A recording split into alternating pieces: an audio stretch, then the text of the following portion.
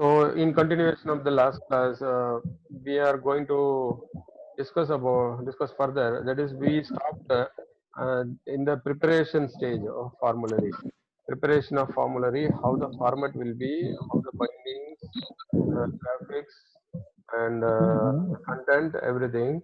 And then we discussed about preparation and management of hospital formulary. In that various stages, four stages. First stage uh, is administrative stage. We have to develop a strong functional pharmacy and therapeutic committee. So if it is there only, the formulary will have a value and proper implementation will be followed in hospital. So administrative stage.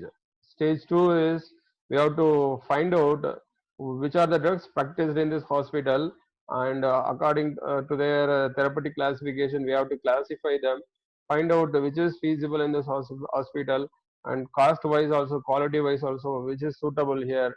So all we should identify. So inclusion, exclusion of drugs, on what basis, that should be discussed with various levels, and then we have to finalize that. Then stage three is after development of drug formulary list, it should be decided on formulary manual versus formulary list. Develop policy and general information section, that therapeutic guidelines to be made, how on what situations this medicine should be prescribed, how it should be continued, and that related informations what are to be shared with the in the formulary about the medicines, their contraindications, safety informations, all to be included. That will be decided, and then they will develop a final compilation of formulary, that will be done by supervision of the chief pharmacist. Play an active role in compilation of hospital formulary. So, what are the necessary contents to be included? How a formulary is to be structured? All will be decided in this fourth stage. Okay, revision of formulary. Making a formulary is not an one time process. It should be continuously maintained and keep updated. So that is only called a revision of formulary. The PTC holds meeting to discuss about the review of the content of formulary.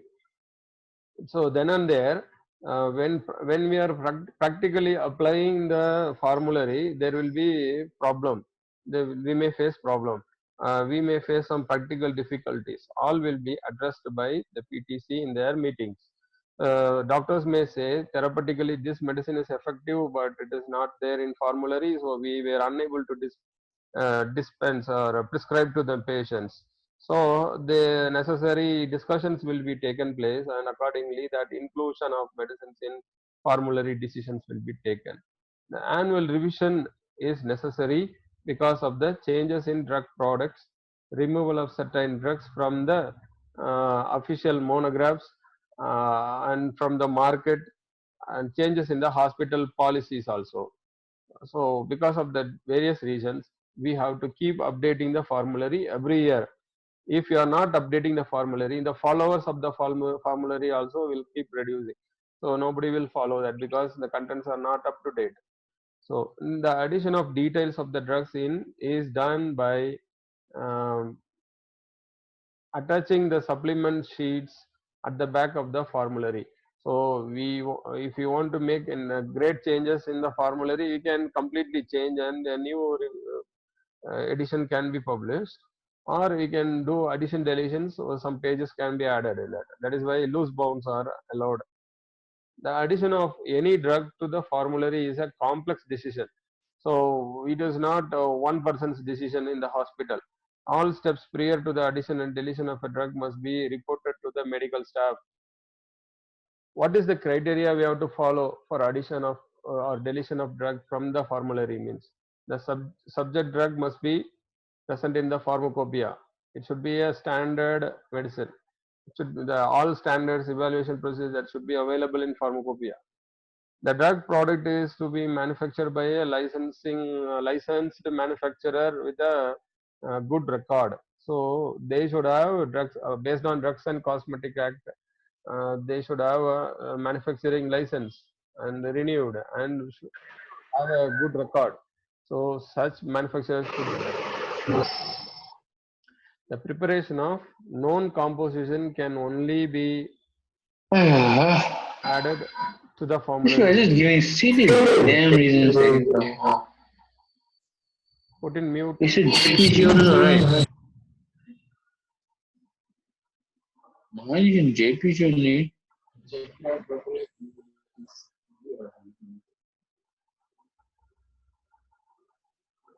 The preparation of known composition can only be added to the formulary. So we should know the composition, then that is only to be selected. The subject drugs products should receive approval for its clinical value by the local physicians, and the drugs of established therapeutic efficacy can only be added to the formulary. So these are the various criteria we need to follow for including under this uh, under the formulary. Okay,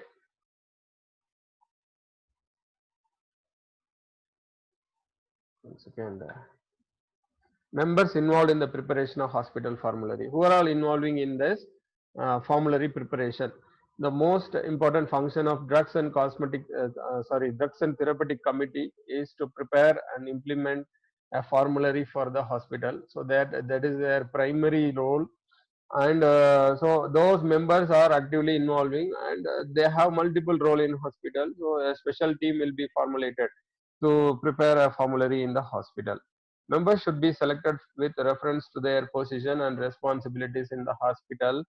In most of the hospital, the members include a representative clinician from each major specialty. Each department, one clinician will be sent for formulary updating process, including surgery, OBG, internal medicine, pediatrics, infectious diseases, general practices, like that. Members will be appointed from the clinicians. A clinical pharmacologist will be appointed because we are incorporating ADRs related, toxicology related information, so their role is important. A nurse from the senior infection control nurse, or sometimes the matron.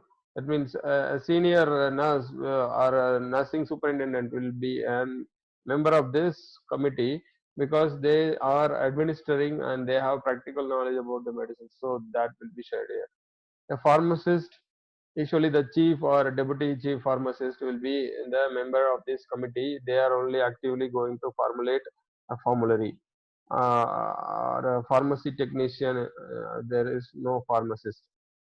An administrator representing the hospital administration will be the member in formulary for any policy related informations. We need to have their guidance. And finance department, for publication of this formulary we need financial assistance. So the and also procurement of medicine, their related problems and their cost, pharmacoeconomic factors, all will be discussed by this finance department. A clinical microbiologist or a laboratory technician to include or any medical devices, we need their advisors. So member of the hospital records department also will be a member in this committee. This is the committee. Their role is there in formulating and formulary for a hospital. Role of pharmacist in the preparation of hospital formulary. Particularly, what is the role of pharmacist? Pharmacist in the, it is not DTC, it is PTC, Pharmacy Therapeutic Committee, has a role in developing policies and procedures governing the hospital formulary. So already we involved in the policy making. The same policies should reflect in the formulary. The pharmacist should collect information on various drugs included in the formulary from different pharmacopoeias, and evaluates various drugs as per the guidelines of the Pharmacy and Therapeutic Committee. Pharmacists, mainly involved in the preparation of formulations, should guide formulary under the guidance of Pharmacy and Therapeutic Committee. So they have to choose which are the formulations to be incorporated under that list they have to prepare. Formulary, the pharmacist is responsible for annual revision of the formulary. and the pharmacist, with the advice and guidance of Pharmacy and Therapeutic Committee, shall ascertain the quantity and source of supply of all drugs, chemicals, biologicals, pharmaceutical preparations used for the diagnosis and treatment of patients. So their responsibility is they have to identify a suitable manufacturer, so a right manufacturer to be chosen. So ultimately that will reflect the quality of the preparation also. The pharmacist should ensure the quality of drugs is not compromised by economic considerations. One other factor is we are telling it should be cheaper, but although it is cheaper, the quality is very much important that we should not compromise. So that is the role of pharmacists to adopt such policies in preparation of hospital formulary. Okay. Advantages of having a hospital formulary system is containment. We can control the investments. We can maintain the stock. Also, we can prescribe medicines in a cheaper price to the therapeutic efficacy. Also therapeutic cost also minimized. So that is possible. Rational prescriptions. So all prescriptions are closely monitored and as per the guidelines only given, and they cannot deviate and go from the list of medicines given to them. So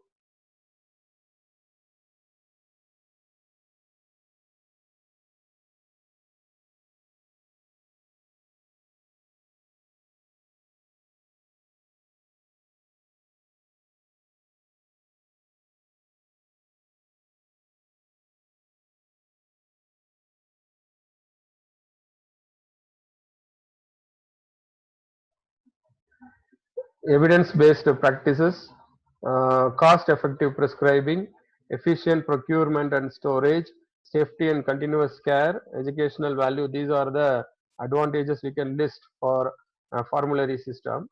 Like that, disadvantages, if you take, the physicians is deprived of prescribing drugs only, is not in their choice, only the listed medicines only they have to choose and prescribe. So that is a disadvantage also. It may lead to purchase of drugs which are inferior in quality in case of involvement of the pharmacist in the preparation of formulary. So there's some disadvantages also there in this system.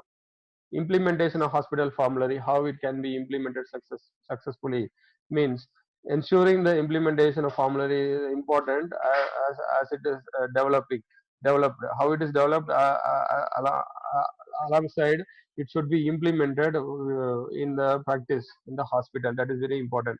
Healthcare professionals should be educated about the formulary system in the hospital. Proper training should be given, how it should be adopted in this, what are the policies we are having in this hospital, all should be educated to them by various meetings. And improving adherence to the formulary system is reviewing and taking actions on all non-formulary medicines usage in the hospital. If any doctor is prescribing continuously non-formulary medicines, the medicines which are not listed in the formulary, then it should be attended. If the that non-formulary medicine is very much important in the therapy, then it can be included in the formulary. That is one step. And educating the prescriber about the non-formulary status of the medicine, and we can ban the medicines in hospital usage also. So that is another step. Prohibiting the use of non-formulary drug samples in the hospital only, and establishing procedures and approved drug products list for therapeutic interchange or substitution. We have to make some procedures. If this is not available, what to be taken next? Providing easy access to the formulary list with copies of each drug ordering location and in pocket manual for staff. That concise pocket manuals, if you make and give, so easily everyone will start to refer. Involving medical staff in all formulary decisions. So everybody are involving means everybody will start to practice it. Advertising and promoting all formulary changes. Establishing agreed procedures for clinical trial and non-formulary medicines. These are the various way we can make it successful in adhering. People will start to adhere formulary system in hospital. So these are the references I have taken for this discussion. So we have completely covered what is formulary system and what is their advantage, disadvantage, how to implement in hospital, how the preparations, what is the role of pharmacist, everything in this. Thanks for joining. We meet in another class.